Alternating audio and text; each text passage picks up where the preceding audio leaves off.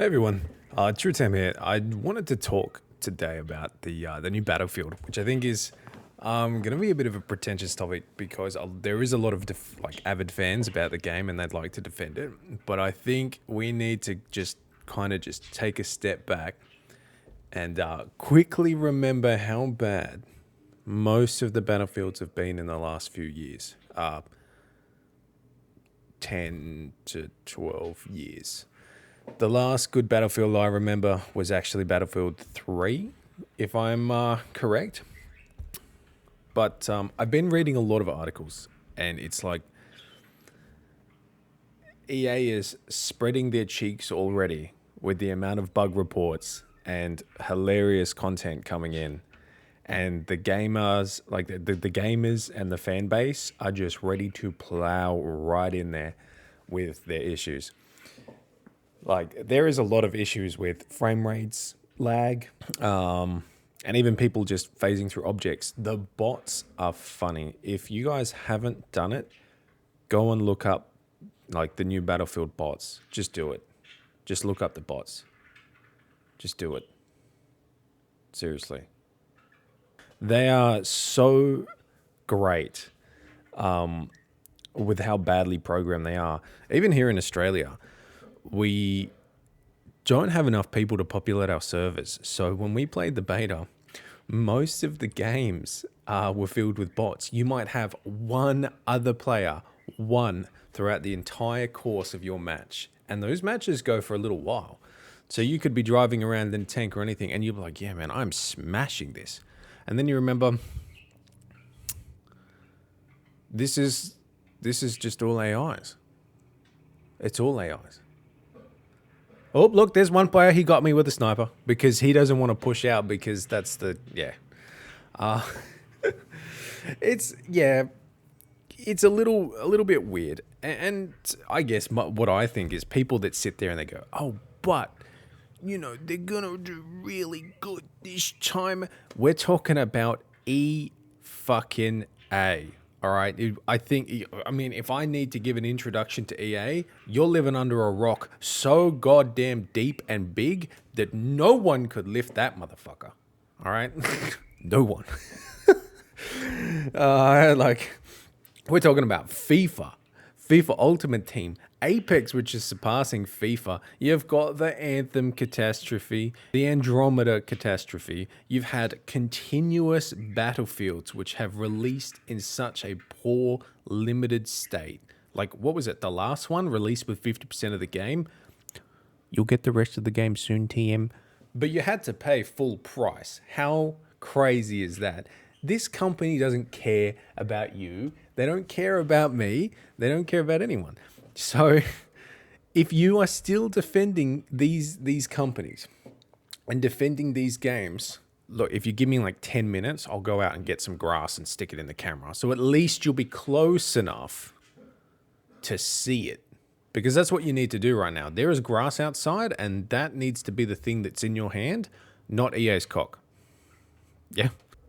I think that's why I'm not looking forward to it, because it's like, once you did me dirty on Battlefield 4. Okay, you got me with that one. I bought the Xbox, I got Battlefield 4. I returned that game within a week, and I didn't play my Xbox for over 1 year, or close to it, until Destiny 1 came out. How sad's that, right? I just played Rust. That game is so toxic. Holy crap. But yeah, we shouldn't be defending these games, and please never, ever, ever, ever, ever, ever, ever, ever, ever. I'm gonna make a rap song with that, by the way. I'm literally gonna make a rap song. Ever, ever pre-order these games. Do not pre-order these games, and get them on a platform, if available, where you can test it out like Steam for an hour and get rid of that like faster than you can imagine. Seriously. Because I think that's where we're heading with all the issues, to the point where even EA, their live trailer was so poorly optimized that it lagged. their own gameplay trailer, which means they try to clearly use their engine, which I think is a good thing. Most companies nowadays just kind of like not in-game footage. Then why the fuck are you showing that to me, man? I don't care if it's not in-game footage. I don't need the promo video given to your executives that don't even know what a Game Boy is. Why do they need to, like, what? What? So I think the key points to take away from this is do not get your hopes up.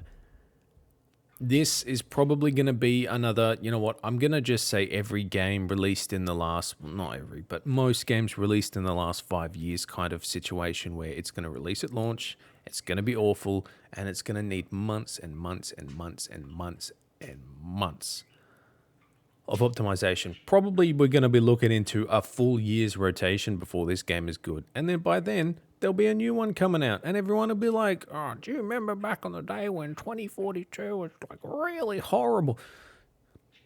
Yeah. I mean, all you needed to do was say Battlefield, and I think the younger generations would have instantly known what you were talking about. I feel sorry. As someone my age, I feel sorry for the younger generations because they never got to experience the hype and the true like awesomeness of like Battlefield 1, 2, like, you know, oh, and Battlefield Vietnam. Oh, I got Battlefield, I think it's Battlefield Vietnam. I got that from Pizza Hut back in the day where they used to give games out with pizzas. So yeah, key points. Just keep your eyes on the news. I think the best thing to do right now is to not pre-order that game. Give it some time. See what comes out. See how the, I guess the responses are. I know reviews nowadays aren't really worth much unless they're from like a credited, like good YouTuber, in my opinion. I think most like game review companies are pretty like shilly, just because if they review the game poorly, they get taken off like a bunch of lists for review copies. So they need to not be mean to games, otherwise they lose their job.